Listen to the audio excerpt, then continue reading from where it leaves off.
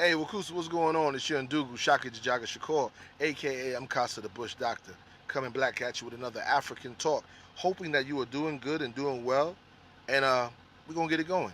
So check it out. As always, I hope you're good. I hope your family is good. We pray that the Creator leads our words in the right and not the wrong. Let's get into it. Now, if you see me waving this flag, it's because I got this one fly. I guess he wants to be a part of it, but I got to do it to keep this fly at bay. Some people say it's an ancestor. Some people say it's people looking in on you. I don't know what it is, but if it's an ancestor, it needs to choose another avatar. This is irritating. All right, check it out, man.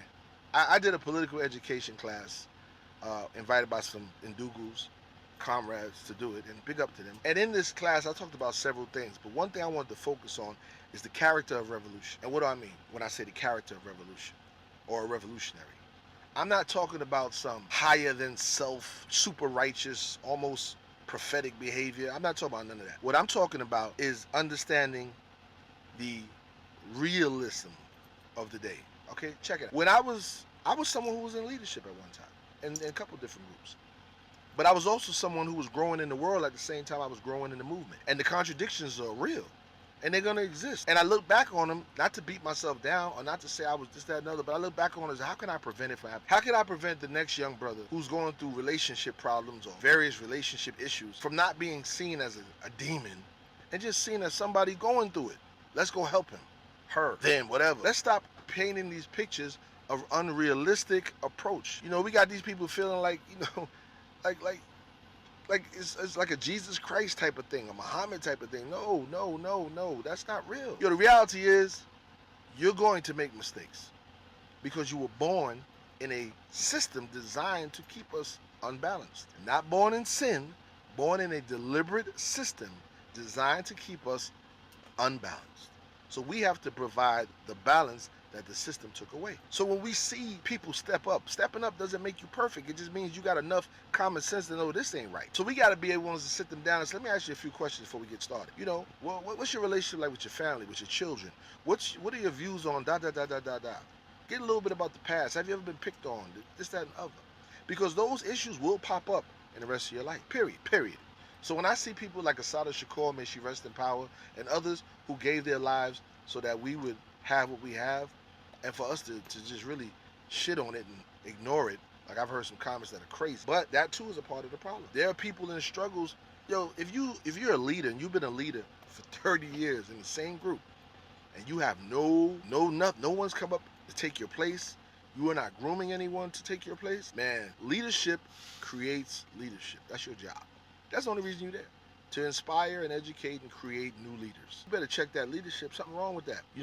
What I'm spouting today, my children should not be spouting the exact same thing I'm saying. Now, there are going to be similarities because we're dealing with the same enemy, but we should not have the exact same growth and development in our organization. You shouldn't be spitting the same rhetoric. You should be moving on. You shouldn't be talking about what we need to do. We should be doing it. It should be done. But we can't get that as long as we still deal with hate, envy, jealousy, and greed within the movement. You don't like someone personally, so you attack them politically. Stop that bullshit. You wanted to get with that sister, but he got her first. You jealous, so you start spreading rumors about the brother or the sister. Stop that bullshit. You are in a relationship with someone in the movement. Y'all ain't working it out. I agree, it's hard. But the movement is supposed to step in and say, hey, come here, y'all. And set them two down and help them work it out. Now, if they can't get through it, help them get over it in a peaceful manner. If they got children, make sure that they both are still a part of the children's lives. If it's a brother, is he struggling to take care of his children? Do you know? Because there were many days I was struggling to put any kind of food on the table for my children at the time. Nobody knew, nobody asked, but they patted me on the back for the work I did with the people. So after a while, the work for the people becomes a drug. Can't pay the rent? Well, at least I can go get applause. Can't put food on the table? Well, at least I can get applause. Everything becomes answered with applause, leaning on Shaka Shakur to solve the issues of Shaka Shakur that Shaka Shakur can't face or doesn't know how to face. Then on the other half, letdowns. It hurts personally when people that you care for talk behind your back, go behind your back. There are a lot of damaged people running around here now. They weren't damaged by the white man. They were damaged by other black people who talked about them, who used them, who shitted on them the minute they didn't, they put up a boundary that didn't benefit that person. Then they let them have it. Or, there are times when I know personally that I maybe have outgrown someone. I used to always look to them for advice, but I studied, and I grew past them. And they couldn't accept that I grew past them. So once I started doing things basically that they couldn't control anymore, then they start talking about it. Then they slur me and all that other stuff. Or maybe I had the same ideology as them, and then for whatever reason I switched. I don't want to do this no more. I'm over here now. Oh, he's a sellout, he's a hypocrite, he wasn't real, yada, yada, yada, yada. It goes on and on and on. Now, was I perfect? Of course not. I had one foot in, one foot out, meaning that a lot of times I reacted in not positive ways, not constructive ways. I just reacted to the situation the way I knew how, which was destructive. Even in relationships, I'm not afraid to say that. Every woman I dated wasn't bad. Every woman I dated wasn't good. They were just women. Everyone I dated, I wasn't bad. I wasn't always good. I was just me.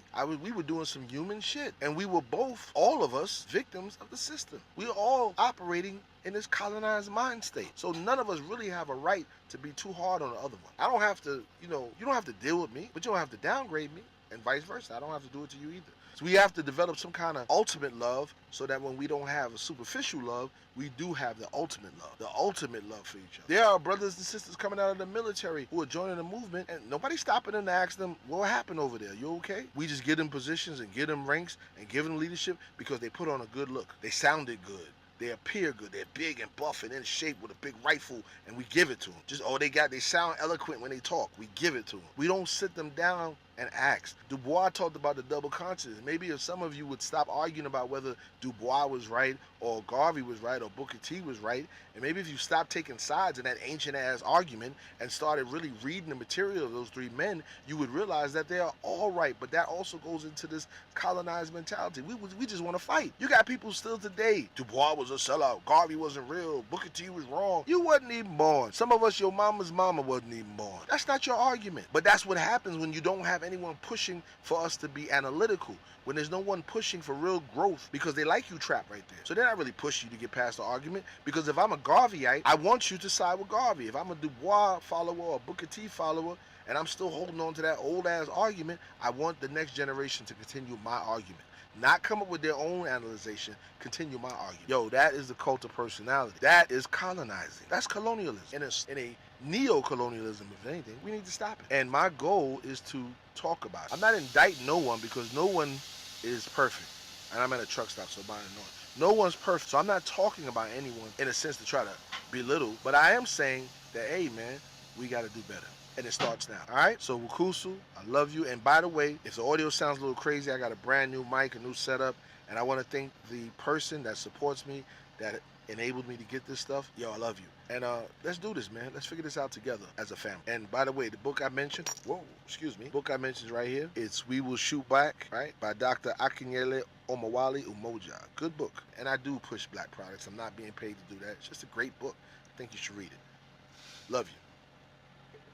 I just want to say real quick, family, if I didn't mention, you can also follow me at Facebook, YouTube, and Instagram, all under The Bush Doctor, DABUSHDOCTA.